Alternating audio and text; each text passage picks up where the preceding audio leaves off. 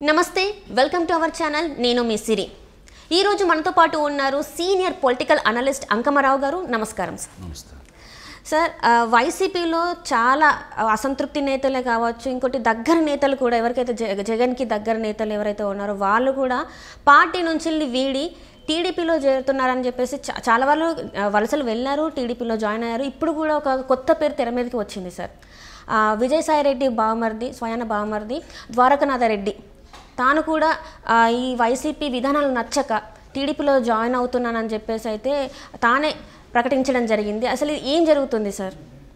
అంటే ఇక్కడ ఇప్పుడు జరుగుతున్న పరిణామాలు ఏంటంటే వైఎస్ఆర్సీపీ పార్టీ పని అయిపోయింది, తెలుగుదేశం పార్టీ విజయదుందుభి మోగిస్తుందని చెప్పని విజయసాయిరెడ్డి గారికి గత సంవత్సరం క్రితమే తెలుసు. ఆ విషయాన్ని అధిష్టానానికి కూడా చెప్పడం కూడా జరిగింది. దీనికి తోడు తనకి తోడలుడి కుమార్తె తారక రత్న గారి భార్య కూడా వారు చనిపోయిన సందర్భంలో కూడా తెలుగుదేశం పార్టీ అధినేతతో సన్నిహితంగా మెలిగాడు ఆయన. కొన్ని స్పష్టంగా కుటుంబ పరంగా కూడా వాళ్ళు ఆ కొన్ని రోజులు కలిసి ఉంటాం జరిగిన పరిణామాలకి తెలుగుదేశం అన్నా నందమూరి తారక రామారావు గారి కుటుంబ సభ్యులు వాళ్ళకు ఉందాతనంగా ప్రవర్తించిన తీరు, వాళ్ళతో మాట్లాడిన విధానం ఇవన్నీ చూసుకున్న తర్వాత కుటుంబ సభ్యుల్లో చర్చ వచ్చిందని చెప్పని గతంలో కూడా వార్తలు బయటకు వచ్చిన సందర్భంగా ఉన్నాయి. అందుకే 2-3 నెలల పాటు ఆయన తెలుగుదేశం పార్టీ మీద కానీ తెలుగుదేశం పార్టీ అధినేత మీద కానీ ట్విట్టర్లో కానీ ఇటుసారి కూడా ఎలాంటి వ్యాఖ్యలు చేయకుండా దూరంగా ఉండటం కూడా జరిగింది. జరిగినప్పుడు పార్టీకి దూరం అయ్యాడని చెప్పి చాలామంది కూడా భావించారు. ఆ సందర్భంలో ఆయనకు ఉత్తరాంధ్ర బాధ్యతలు కూడా తప్పించడం కూడా జరిగింది కదా. ఇక దాదాపు పార్టీకి దూరంగా ఉంటారని చెప్పని అనుకోవడం కూడా భావించారు. అట్లానే వాళ్ళ ప్రవర్తన కూడా ఉంది.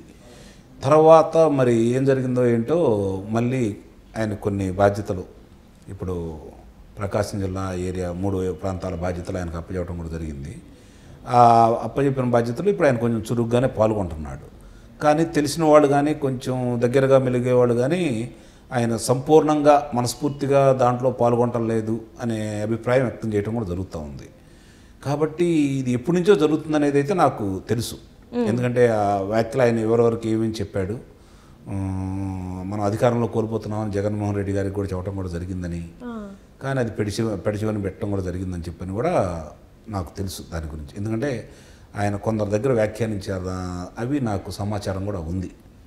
మాట్లాడుకున్నారు, వీళ్ళతోటి సన్నిహిత సంబంధాలు కొనసాగించాలి తెలుగుదేశం పార్టీతోటి, అలాగే నందమూరి కుటుంబ సభ్యులతో అని చెప్పిన భావన కూడా వచ్చారు.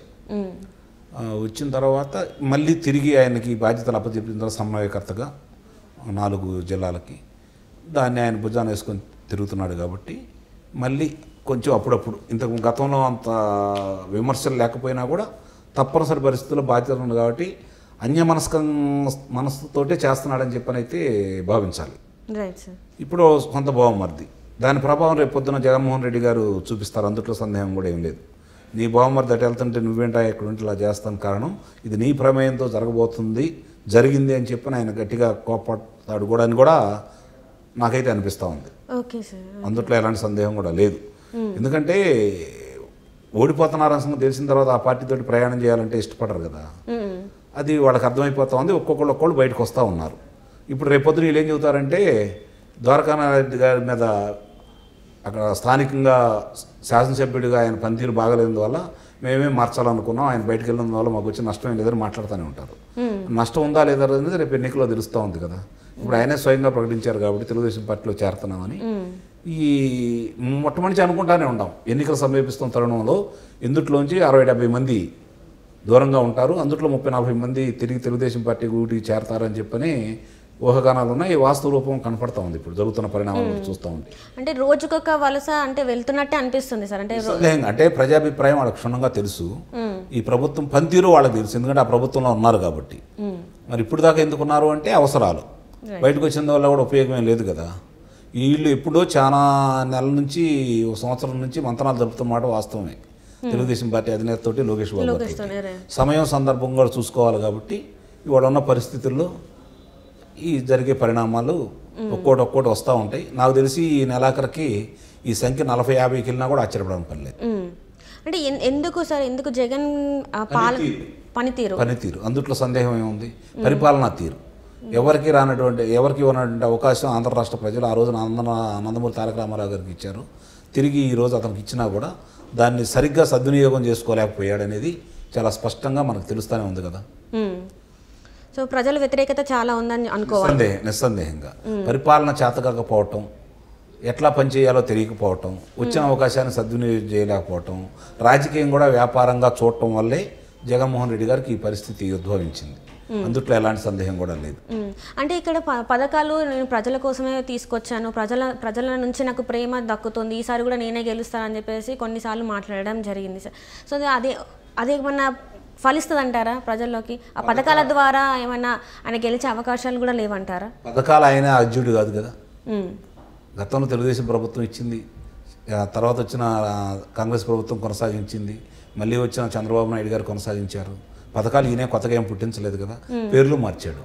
ఆ మాత్రం తెలుసుకోలేని అమాయకుల ప్రజలు. నిన్న ఒక మహిళ రమారమి 86 సంవత్సరాలు 88 సంవత్సరాలు అని చెప్తా ఉంది.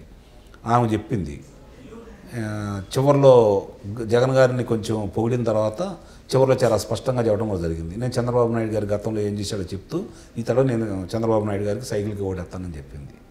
పథకాలు తీసుకుంటుంది ఆమె, పింఛన్ వస్తుందని చెప్పింది. అయితే ఏదైతే ఇక్కడ తెలంగాణలో జరిగిందో సేమ్ అదే రిపీట్ అయ్యే అవకాశాలు నిస్సందేహంగా. అహంకారానికి, అకృత్యానికి, అధికార దర్భం ఉందని చెప్పి ప్రవర్తించిన వాళ్ళకి ప్రజలు ఎప్పుడు కూడా బుద్ధి చెబుతానే ఉన్నారు.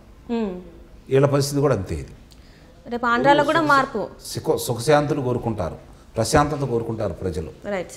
పార్టీ వాళ్ళు అభిమానులుగా ఉంటారు, కానీ అటు ఇటు కాకుండా ఒక 20 నుంచి 30% మంది ప్రజలు ఉంటారు కదా, వాళ్ళు పరిపాలన చూస్తారు. పరిపాలన బాగుంటే అధికార పార్టీకి మొగ్గు చూపుతారు. పరిపాలన కనుక ప్రజాసమయబద్ధంగా లేకుండా నిరంకుశత్వంగా ఉందనుకోండి, ఆ రోజు వాళ్ళ దగ్గర ఉన్న ఏకైక ఆయుధం ఓటే కాబట్టి ఆ ఓట్ల రూపాయలు చూపించబోతారు. అది స్పష్టంగా అర్థమైపోయింది కాబట్టి ఈరోజు ద్వారకానాథ్ గారు కావచ్చు ఒక్కొక్కళ్ళు బయటకు వస్తూనే ఉన్నారు. నీకు ఎమ్మెల్యేలు వెళ్ళి ఈరోజు శాసనసభ్యులు వేరే పార్టీలు ఎందుకు చేరుతున్నారు? రైట్. నువ్వు నిజంగా అంత గొప్పవాడి అయితే, నీ మీద అభిమానం బాగుంటే మళ్ళీ తిరిగి మీరే గెలుస్తారనుకుంటే రేపు పొద్దున ఏదో పదవి ఇస్తారు కదా అని చెప్పని ఎవరన్నా ఇచ్చిన వాళ్ళకి స్వాగతించేసి దగ్గర వాళ్ళు గెలిపించేసి ఆ ఘనతలో వాళ్ళు కూడా భాగస్వాములు అవుతారు కదా. గెలవమని వాళ్ళకి తెలుసు కాబట్టి ఆ భాగస్వామి మనకెందుకు, ఈ దరిద్రం మనకెందుకు అని చెప్పని దూరంగా ఉంటున్నారు. అంటే ఇంకొక చర్చ కూడా నడుస్తుంది సార్, ఎంపీకి అయితే ఒక రేటు, ఎమ్మెల్యేకి అయితే ఒక రేటు అని చెప్పేసి డిపాజిట్ చేయాలని కూడా. సహజమేనండి, అవన్నీ వాళ్ళు ఉన్న దాంట్లో సహజమే. కొంత అన్ని పార్టీల వాళ్ళు కూడా ఊరకేమి వెళ్ళి మీ ప్రజల్లో పేరు ప్రఖ్యాతలు ఉన్న వాళ్ళని తీసుకొచ్చేసి మీరు వెళ్ళి పోటీ చేయండి చెప్పి పంపించట్లేదు కదా. ఆర్థిక వనరులు కూడా చూసుకుంటున్నారు, వాళ్ళు అడుగుతున్నారు. ఇప్పుడు కొంచెం ఎక్కువ అడుగుతున్నాడు ఆయన. నిన్నదాకా ఏమన్నారు, మీకెందుకు గెలిపించే బాధ్యత నాది, మీరు పనులు మీరు చేయండి అని చెప్పి అన్నాడు. ఈరోజు డబ్బులు అడుగుతున్నారు కాబట్టి మనకెందుకు ఈ తలకాయ నొప్పి అని చెప్పి కొంతమంది దూరంగా ఉంటున్నారు. వాటాలు అందుకున్న వాళ్ళు, ప్రభుత్వం అడ్డం పెట్టుకుని దోపిడీ చేసిన వాళ్ళందరూ ముందుకెళ్ళొచ్చు. ఆ అవకాశం లేని వాళ్ళందరూ మనకెందుకు ఈ తలకాయ నొప్పి అని చెప్పిన దూరంగా ఉండొచ్చు.